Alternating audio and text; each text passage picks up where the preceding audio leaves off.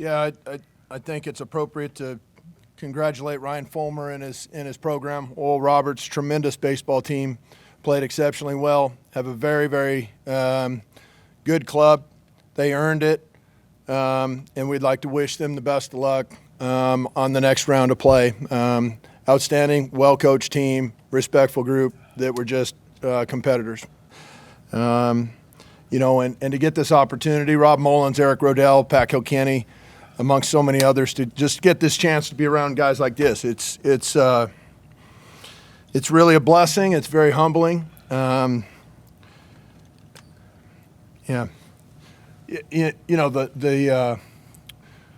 What this group created with the fans, the fans we need to thank.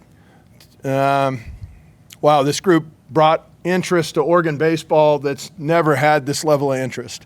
The community, the fans, the student section, the environment that we got to experience was directly related to this senior class and draft class. Not saying these guys are all leaving and going out the door, but these guys are absolute warriors. You saw their heart and souls on the field. You saw how much they care about this university. I hope each and every athlete that attends this school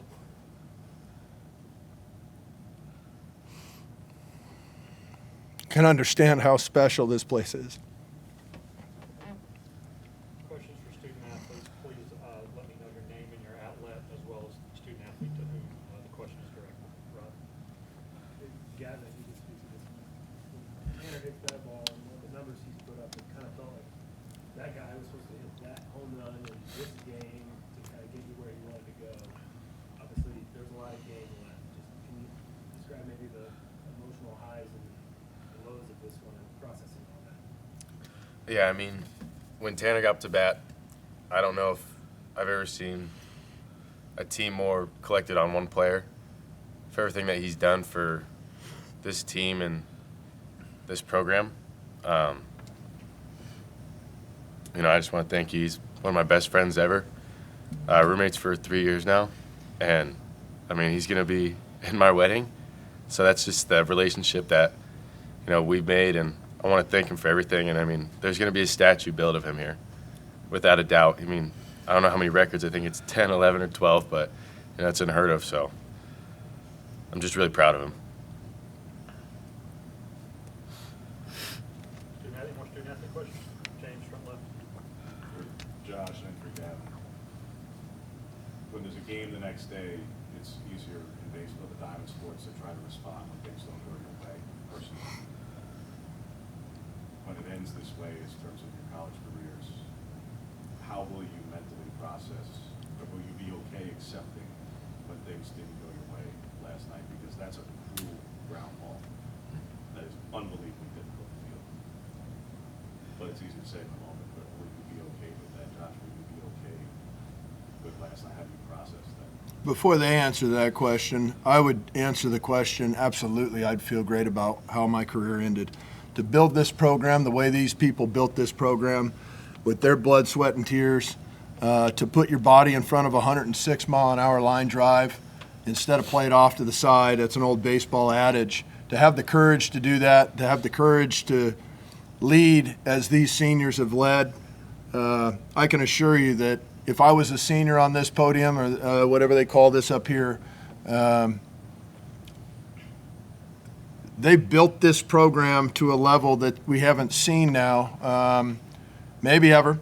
And to have a senior be able to walk away from the game or walk into his next possible place where he plays professionally or next endeavors in life, to be able to have that and say that I was a part of building that, boy, would I be at peace with myself and my efforts. And you can respond to this question as well, guys, if you choose.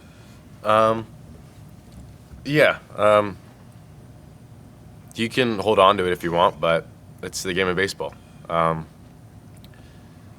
think it's a game of inches, 6 inches the other way, and I knock it down, and it's in front of me, we get an out. 6 inches to the left, and that's a foul ball. You can look at it however way you want, but, we're going to keep our heads held high because of everything we've done here. And I'm just really proud of everything that these guys and this team and this program's done. Yeah. Just to echo that, a different pitch gets in on his hands. That's a, jam shot ground ball instead of a, laser one that's, next to impossible play for him. A few different pitches and things go differently that inning. We're not here, and instead we're celebrating last night, but it's baseball. At the end of the day, it's sports. Something I had to learn to let go of last night. I didn't sleep particularly well, but the sun always rises. There's always another day. So I just had to do that, and then I said, whatever they need me for today, I'm gonna go out there. I'm giving it my all, and I hope you saw that this entire weekend. Friday, Saturday, and Sunday, and then every single game that I pitched in. And I hope that, all my teammates saw that as well. Rob? It's hard not to be struck watching the handshake, but guys in street clothes could have been available. I want to kind of speak for the staff. What it was like not having some guys, but getting here with the guys you had, all those guys showed and yourself, and you kind of showed it. Staying in there after the comeback, or you could speak to kind of the big picture and then did that play as well, and kind of what your mentality was to stay on the map. Definitely. Just adversity was really the key word.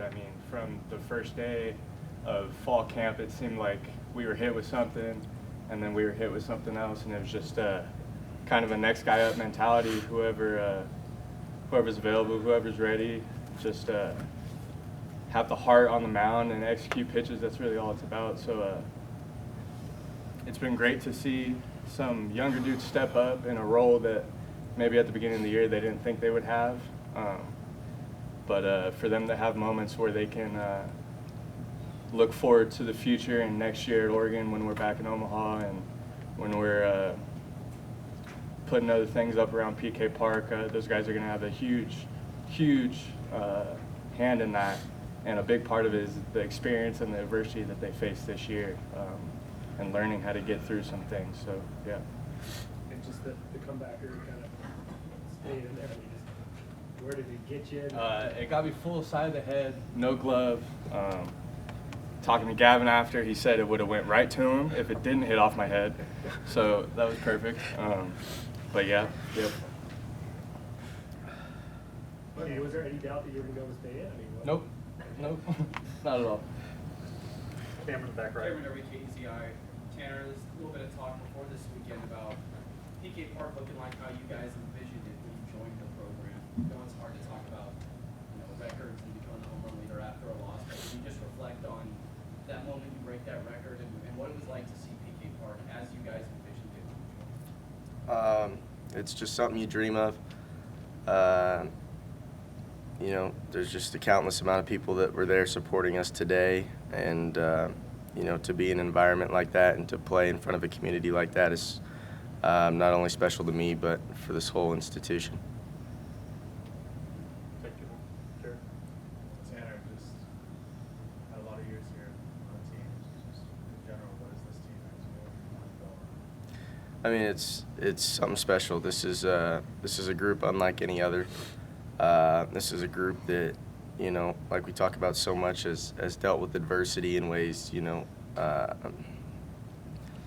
that no one else in the country has faced, and to be able to rally together and to play for one another and to really adapt that team baseball is no better way to leave this place than with a team like this.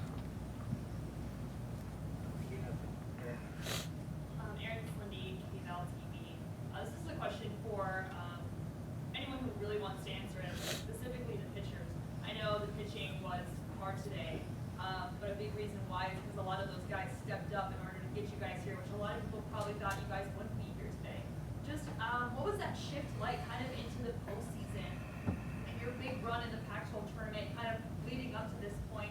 How did you guys really embrace those guys in order to get here, and what legacy do you guys think that culture that you built within that pitching staff, that legacy you want to leave behind going forward? I think a big thing in those games is just reminding those guys that at the end of the day, it's just another game. Yeah, the Pac-12 tournament, regional, whatever it may be, has some external noise and some drama that can add into that, but just kind of reinforcing that at the end of the day, it's just 60 feet, 6 inches away. They need to execute pitches, and that's really it. Yeah, especially for a lot of the freshman kids, had a ton of them come in and step up in big ways this year. You know, for some of them, you know, when we were starting fall camp, you know, there was, you know, you'd look at some of them, it's like, all right, you know, might not play a big role this year, but, you know, they stayed ready and, you know, they got after it. And, I mean, I hope that they keep that up because there's a ton of potential with the lessons that they learned. I believe that, you know, especially with all the workload that they got and the experience they have under their belt, I've got, you know, complete confidence that, I mean, next year they stay healthy. It's going to be a really dangerous staff that they're going to be rolling out next year. Thank you to the student athletes. You're free to go. We'll give them a few minutes for you to stay at your choice.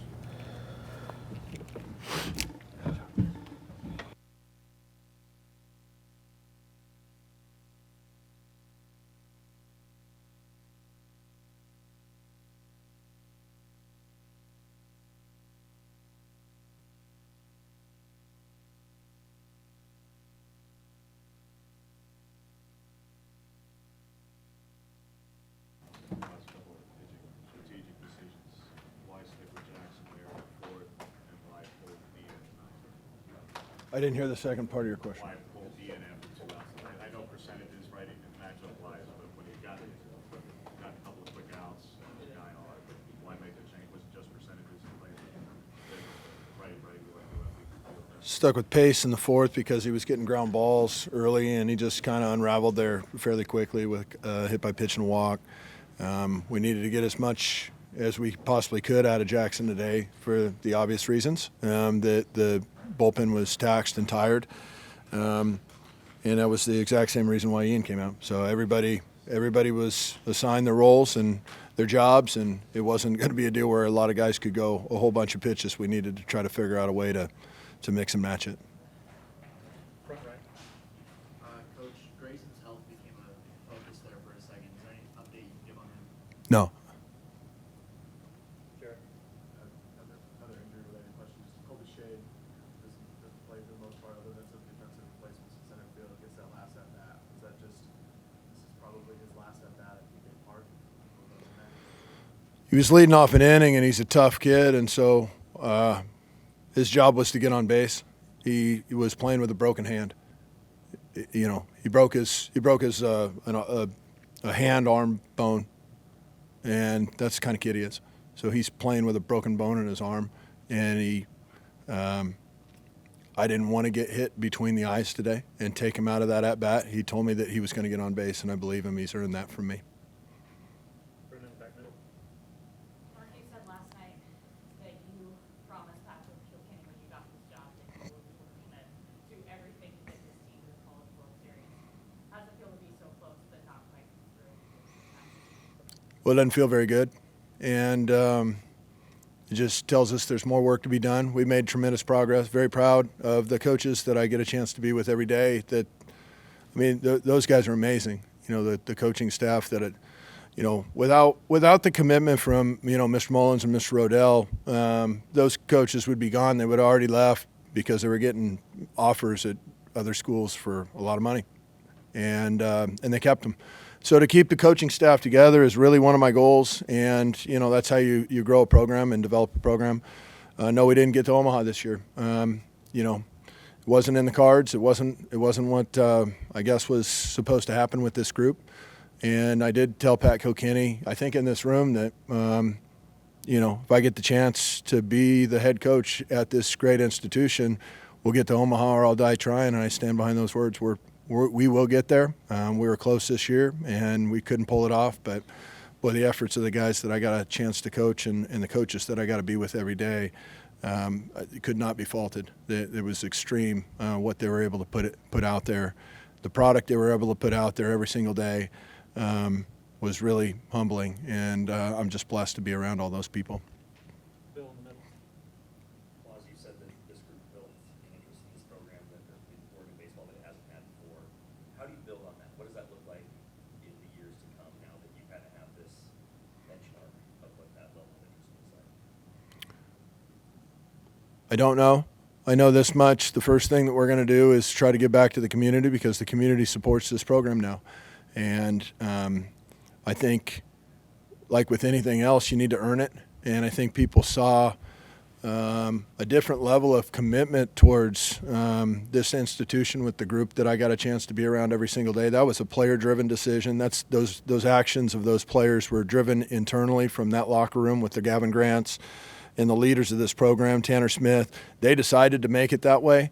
And I think the people in this area, they obviously value sports. They obviously value the institution. And what they really value is people that they can stand behind because of their efforts and their work ethic. And I think they saw that in the group that I coach. And even down to today, although it was a tough pill to swallow with the loss, I don't think anybody's leaving the ballpark going, wow, those guys didn't give everything that they had for this institution. I think that's what the people expect out of the athletes at the University of Oregon. And when they get that, they honor those programs, and I think they'll honor our program in the future. We'll definitely honor them because they were fantastic. Two more for head coach. Jared. What do you make of the job that Coach Andrew did this year with the physical staff and just kind of sheer number of injuries that we're dealing with the last 2 setup? Well, he did a tremendous job to be able to you're not talking about one specific injury. You had guys with, hamstrings, backs, all kinds of different things that he was still able to, at the end of the day, be able to piece together a pitching staff and win games, use guys in smaller roles, be creative. And I credit him for being able to we hosted a Super Regional. We won a Pac-12 championship at the Pac-12 tournament. I mean, those things were hard to explain when it comes to a piece of paper and a stat sheet, and so pretty special. Take one more middle left. Sabine is 18 home run this season, so he's now the all-time leader for single season home runs. What was his power like with the being in the lineup to help you guys get to this point? Tremendous. I mean, the guy he's an awesome player. We're all going to see him play in the major leagues here soon, assuming he stays healthy. I mean, he's an unbelievable kid, unbelievable person. I guess that would have been the only regret that I have is that, boy, it would have been, the people of our area, had we earned it earlier on, to be able to come out and have them watch Sabine even more. That was an earned thing. They came, they showed up, and they represented when they felt like we earned their trust to come out and see that sort of a product. And so if there was one thing that is a disappointing thing is I think that there's people in this community that probably didn't get a chance to see Sabine because we didn't earn it quite early enough. And he's just that kind of a special player, one that you don't see very often.